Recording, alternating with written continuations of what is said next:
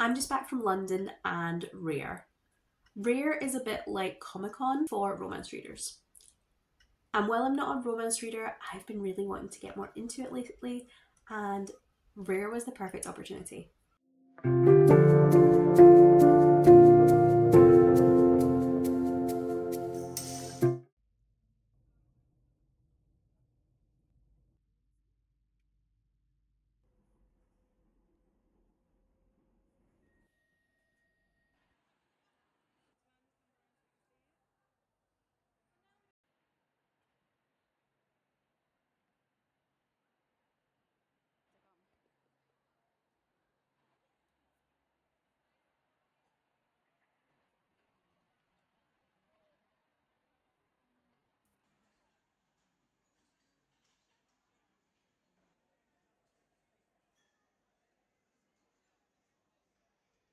So Rare stands for something like romance author reader events. Reader, author, romance.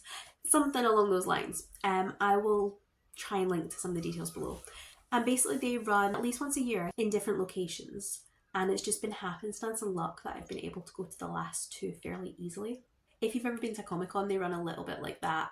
Authors, narrators, some publishers, some booksellers, bookish merch companies all get stalls and they will sell their books, talk to readers, do signings, all sorts. It lets you connect to a lot of especially indie authors who maybe don't get the chance to do a lot of big signings at bookshops all the time.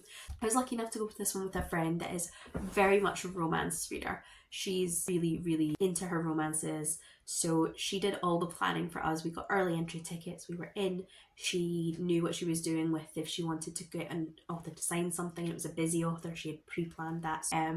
I was just there for the vibes. I enjoy romance when it pops up in my books, but I wouldn't say I'm a romance reader. So I was really excited to go to Rare. I got to meet some really nice authors. I got to speak to them about inspired them or what they were interested in outside of writing. It was really fun. It was a really nice day. I also got a lot of books. You can buy books to get signed and buy books to buy books. There were obviously the authors, there are small publishers, there are also book tables where there are free books. Authors give away their books, obviously as a promotional aspect. So I got, I think, about 15 books, which are a mix of freebie table books, free books that I got specifically from the authors towards the end of the day. They obviously had stock going and quite a few of them, offered things up rather than taking it home. And then there was a decent number that I bought myself. So I'm going to go through them kind of relatively quickly and tell you what interested me and maybe the back summary. So the first book that we're going to talk about sits on its own because this is a historical mystery. The first book I'm going to talk about is it's the only one in its genre, so we'll do this one first. It is a historical male mystery by C.J. Charles. I really enjoy her writing. I really enjoy her romances. I really enjoy the chemistry she builds between characters, but I also really enjoy her historical settings. I think she really nails the era she writes her books in. So Copper Script, I knew was coming out and I would probably have bought it eventually anyway, but when I got there and I saw that she actually had a table, I definitely was getting this one. So this was one of the ones I bought for myself. Detective Sergeant Aaron Fowler of the Metropolitan Police doesn't count himself as a gullible man. When he encounters a graphologist who deduces people's lives and personalities from their handwriting with impossible accuracy, he needs to find out how the trick is done. Even if that involves spending more time with the intriguing, flirtatious Joel Wildsmith than he feels quite safe. Joel's not an admirer of the police, but Dee's Fowler has the most irresistible handwriting he's ever seen. If the policeman's test let him spend time unnerving the handsome copper, why not play along? But when Joel looks at a powerful man's handwriting and sees a murderer, the policeman and the graphologist are plunged into deadly danger. Their enemy will protect himself at any cost, unless the sparring pair can come together to prove his guilt and save each other. Then I got some books by another author that I did know. I've read a couple of Timothy Janoski books before, enough that I probably would consider him an auto-author.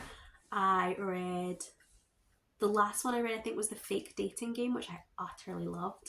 He wasn't there to sign, but when I saw that his books were available, I had to get a couple that I haven't actually read yet. I had already heard of You Had Me at Happy Hour, and I've been really looking forward to this one. Little town of Bethlehem, Pennsylvania. It may be charming, but Julian Boire can't wait to get out of there. Soon he'll be leaving to take an advanced wine course that will put him on track to become a master sommelier. Meanwhile, his OCD demands he keep clear of distractions, especially the hot new hire at his aunt and uncle's restaurant, Martin's Place. Which should be easy, because Greg Harlow is as ill-suited to Julian as a bold Cabernet is to a delicate salmon entree. As charismatic and confident as Julian is tightly wound, Greg is a TikTok mixologist who could charm a paper bag. One thing they do have in common: neither wants a relationship. Greg's history with dating is complicated, yet working together isn't. First, they're teaming up to launch a series of happy hour events at Martin's Place. Then they're agreeing to a no-strings sex pact that involves new worlds of experimentation. Nothing is off limits, except a future. That's exactly how Julian wants it, except for the little part of him that wonders if maybe he's about to lose the kind of happy that could last much longer than an hour. I also picked this one up, which is Once Upon You and Me, and I had never heard of this one. I've not obviously been keeping up with maybe recent releases, so I'm really excited to read both of these. They're both contemporary romances, they both have gay main characters. This one is more about dating your boss. Of the two, I actually think I'm maybe more interested in this. It has a single dad and a kind of mountain setting, and I think this one's going to be a really good summer read. When Taylor Frost's boss, Amy, flies him across the country to prep for her daughter's Sweet 16 at the Storybook Endings Resort in the Catskills, the solo mission is well within his wheelhouse. Taylor is excellent at his job, except he's probably not supposed to flirt with the resort's mountain man of a manager, Ethan Golding, because the rugged older man is also the birthday girl's father, aka Amy's ex-husband. Oops. For Ethan, his divorce seemed like the bad ending to his romantic story, and now making his daughter's Sweet 16 dreams come true is the closest he'll get to the kind of magic happiness in fairy tales, until adorable Taylor has him wondering if maybe this is just the beginning of a more erotic kind of bedtime story. The only problem is Amy, and how very not okay she'd be with the chemistry between her assistant and her ex. If only forbidden flings ever led to happily ever afters. Then I picked up Never Date a Roommate by Paula Otome. This one I picked up because it's set in Denmark. I actually visited Copenhagen not that long ago. I really enjoy reading books when you've been to the location because you can picture it so well. So I'm really looking forward to this one while Copenhagen's relatively fresh in my head. To find true happiness, they'll have to fake it first. Sol Caballo desperately wants to get ahead in her career. And where better to do that than Copenhagen, the happiest city on earth? But there's more to this place than cosy sweaters and hot cocoa. There's a rich, vibrant culture the Brazilian game developer is eager to drink in, especially since her boss wants to hand a promotion to someone who's ready to put down roots in Denmark, which means having a steady place to live and an even steadier significant other. And Sol, unfortunately, has neither. Unless she can convince Viking lookalike Eric Storm to be her roommate, and maybe even her fake boyfriend. But Eric lost everything the last time he got involved with a roommate, including his job and the app he's developed. Convincing him to take a risk on her is a big deal, but Sol is up to the challenge. As long as she can ignore how he fills a room with that broad chest and somehow makes stoic brooding look sexy. Instead, she'll win him over with the end her promotion will bring down their mutual tech nemesis. Before long though, the lines between what's fake and what's real blur, and when their ruse reaches boiling point, they'll have to decide, should they trust their hearts to a roommate this time? Then I wandered over to Charlie Novak's table. This is a new to me author, but her books were all so pretty. She has such gorgeous covers. She had a whole batch of these illustrated alternate covers, and I honestly could have bought them all, but I restrained myself and I picked one. This one is a standalone. It's a kind of Christmas foodie romance, but she also had a trilogy that were all based around D&D that I was really interested in. So I'm going to read this one, and as long as I enjoy her writing, I fully expect to be buying more from the author. I'm just not sure if I'll be able to get these really nice covers, but that's fine. Maximilian Arthur Felsted is up to no good. Having taken it upon himself to plan an anniversary surprise for his brother and his fiancée during their annual December ski trip, Max realises nothing happens quickly this close to Christmas. Deciding chocolate is the answer, Max accidentally incurs the wrath of chocolatier Luca, who's having a pre-Christmas nightmare of his own. Luca is short-staffed and short on patience, and he isn't enamoured with Max's clueless demands, even if he is utterly gorgeous. So when Max reaches out to apologise, Luca can't help but be drawn in by his charm and Max's offer of help, especially when their chemistry is hot enough to melt the ice on Mont Blanc. With their time together running out, can a little Christmas magic help Max and Luca find what they've been searching for? Then I have Faking with Benefits by Lily Gold. This is a friends to lovers why choose romance. I don't know anything about it other than that. I've read a couple of why choose books now, I think.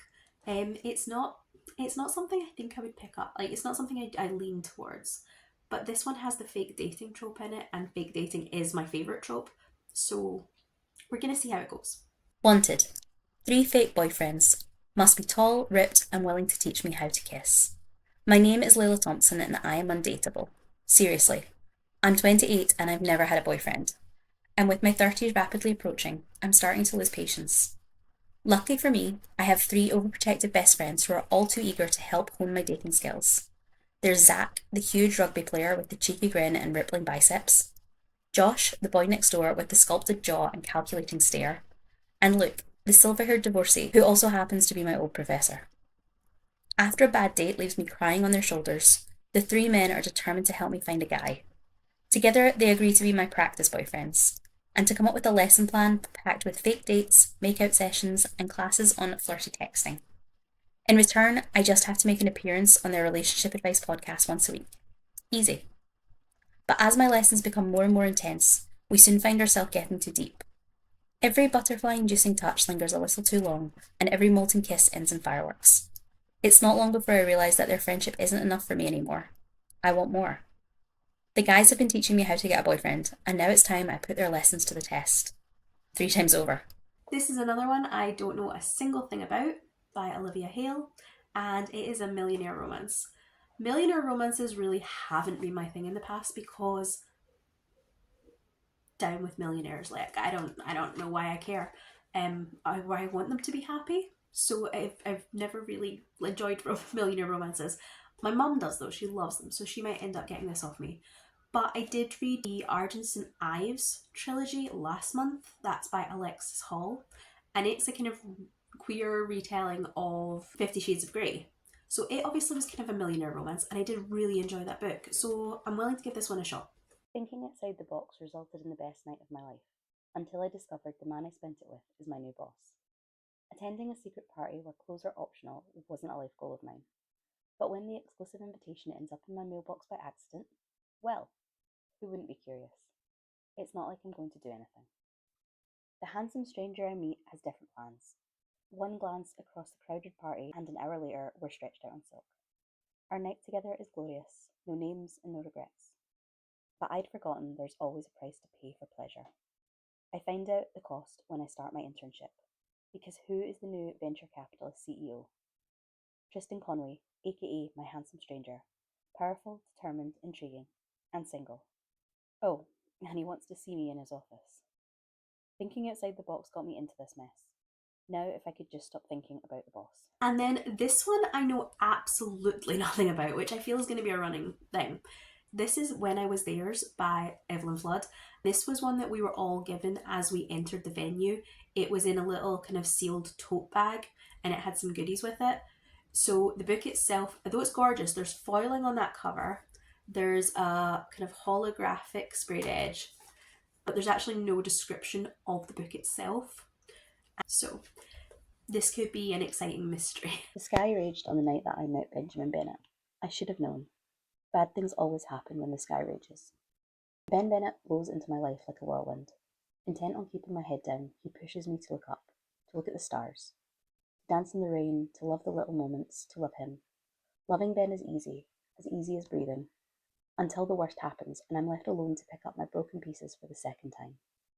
Except now there's Jared. Ben's brother is angry, and I'm his favourite target. He wants nothing to do with me, I want nothing to do with him. But when my world flips upside down, Jared Bennett becomes the one person holding me together. If only he wasn't the one who broke me. Those are all of the contemporary romances I got. Then I got a whole batch of fantasy. I don't know how much of these are fantasy romance, romance with fantasy elements, or romantasy, but I have been saying I want to get more into romantasy, so again, I'm really excited to try these ones out. First, we have The Umbra King by Jamie Applegate Hunter.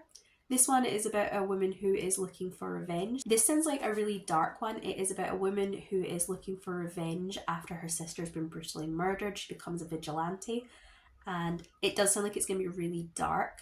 So I'm hoping that I'll really enjoy the kind of non-romance side of it, because I really think the plot sounds really interesting. The morally grey don't want redemption, they want retribution. After the brutal murder of her twin sister, Aurora Rory Raven spends years forging herself into a ruthless vigilante killer.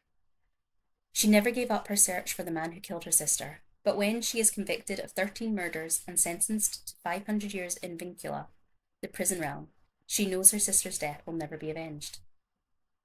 After arriving in Vincula, Aurora discovers her opportunity for retribution is closer than she thought. Caius is the notorious Umber King, ruler of Vincula, king of the monsters, and the only thing nightmares are made of. After being locked in his own realm for a crime he didn't commit, his only focus has been revenge. But when Aurora drops into his throne room representing everything he despises, they begin a game of cat and mouse, and before long, their hatred turns to something else. Circumstances draw them together, but revenge might tear them apart. Then we have Liminal by Marie Mystery. The cover is gorgeous. I mean, but it's also about a magical library, so this one could be a lot of fun. In a world where knowledge is power, the library is the greatest weapon of them all. My necromancy practicing murderers never expected me to rise again. I was just the latest in a long line of gullible sacrifices to ensure their continued control over the Arcanium. So it shocked everyone when I woke up as a ghost and kicked them out. For centuries now, I've faithfully carried out my self-appointed duties as the librarian. I keep the vast halls of magical knowledge organised, fight the mad whims of the sentient and interfering building, and deal with the incessant demands of our patrons. I have all the books and solitude I could ever want, and the ability to redecorate whenever I get bored. And I can banish arcanists who refuse to follow my rules. But the Arcanium has started acting out, especially when it comes to 6 particular patrons, all of whom want something from me. Jasper and Daiquiri need my protection, but Pierce isn't above threatening me to ensure I give them both up. There's no rule Galileo and North won't break to get into the secret vault. And then there's Lambert, who seems to exist for no other reason than to vex me with his smiles and hugging. Inconvenient, given that every time they touch me, my ghostly body cracks and breaks like glass. To keep the Arcanium safe, I might just have to put my trust in all of them. But what if the cost of the building's safety is my destruction? Another one I know absolutely nothing about. This is Viciously Yours. I think it's a fated mates romance, but I'm not entirely sure. And I've just noticed that this one is also by Jamie Applegate Hunter. I've clearly picked up a couple of their books without realising it. Hopefully I'm going to really enjoy them both. This one's it's shorter, definitely shorter than the first one. So this would probably be the one I would pick up first, just to see if I like their writing. Although I think I'd probably enjoy the plot in the other one more. It sounds more up my alley. When Rennick was 13, the gods bestowed upon him the name of his fated mate, a human girl. As the sole heir to the Mountain Kingdom, magic bound him to his kingdom until he ascended to the throne on his 25th birthday. And as a human, she couldn't cross the magical barrier separating the humans from the Fae. Heart sore and consumed with thoughts of her, he did the only thing he could, and sent her anonymous letters and gifts, until he crossed the barrier into her kingdom to claim her as his own. 6 months after Amelia's 13th birthday, she received a strange letter from a Fae boy claiming her as his mate. Humans weren't taught much about the Fae, and one look at the horrifying doll meant to be her belated birthday gift solidified her suspicions that someone was playing a cruel joke. Except the letters and odd gifts kept coming. Against her better judgment, Amelia fell in love with her mysterious admirer throughout the years, certain they would never meet. But on her 25th birthday, her walk to work was interrupted by 2 familiar words she'd read a million times. Hello, love. Then we have another Fated Mates vibe going on. This one is Fractured Fates by Hannah Hayes. And I think from the sounds of it, this is either a why choose or something along those lines, some kind of poly dynamic. Sent to the ruthless academy for magicals after years hiding from the authorities, I'm behind, poor, and with my pet pig in tow, struggling to fit in. No surprises I'm picked out for ridicule by the other students, as well as the teachers. And 4 men in particular seem determined to make my life their hell. The man who caught me, my grumpy, sharp-tongued professor, the star of the school's dueling team, and the academy's deadly heartbreaker. They all find their own special way of torturing me, but I'm determined not to bow. I hate them. And yet when I'm with them, I feel like a fish on a hook, tugged in their direction, my insides swirling with a lot more than simply hate. Is this magic or something far more dangerous? Then we have a really short one. This is a novella. It's the first in a series, so a good one to try and see if I like the author's writing. This is the Valkyrie's Claim by Innes Johnson. It is a dragon shifter Valkyrie warrior romance that says it has a lot of 80s vibes, so I think this one could be really fun.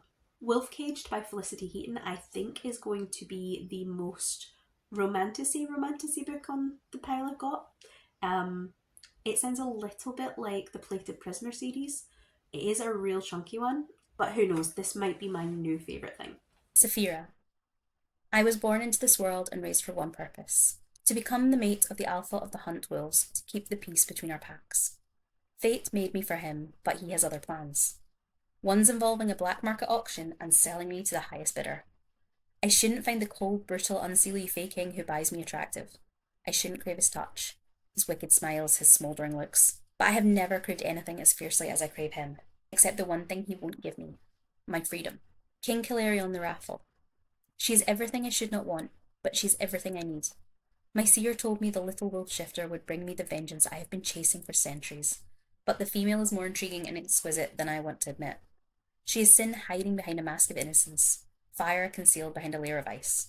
She is dangerous, and I want to burn her resolve to ashes the way she scorches my self-control. The longer I spend with her, the stronger this obsession becomes. She thinks I'm a monster, but she's the one who awakened this ravenous, possessive beast inside me. I want to peel away the pretty mask and shatter it. I want to set her free. And then another kind of quite traditionally romantasy one, I think, is Heart of Defiance by Ava Chase. This is one about a woman whose, her people have been destroyed, she's joining a rebellion, etc., etc. So again, this one's relatively short. Ava Chase, I definitely saw around a lot during the event. There was lots of her name popped up quite often, and I think she's got quite a big back catalogue. I really like. Everyone knows you don't mess with the Empire. Our tyrannical overlords rule our conquered kingdom with an iron fist. Even after they killed my parents and left me orphaned and ostracized, I've swallowed my resentment. I survive by keeping my head down, scavenging the scraps my neighbours discard. But when I see the Empire's soldiers destroying my mother's last sculpture in the Times Square, years of bottled rage boil over. I never expected my sudden act of defiance to spark a full-out rebellion. Now I'm at odds with the Empire's entire army with nothing but my wits and sheer stubbornness on my side. Well, that and 3 incredible men I'm guarding my heart from, because they can't possibly want a nobody like me, can they? No one thinks I stand a chance, but I'm done with cowering.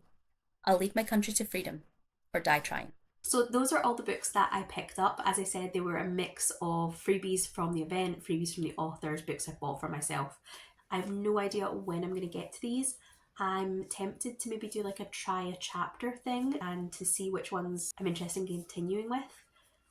One of the great things about these events is that I really appreciate that it encourages you to read books from authors you maybe haven't heard of before or that haven't had much publicity, because you're speaking to them in person. So I picked up books that I probably wouldn't have normally. That might mean that there's quite a lot here that I DNF.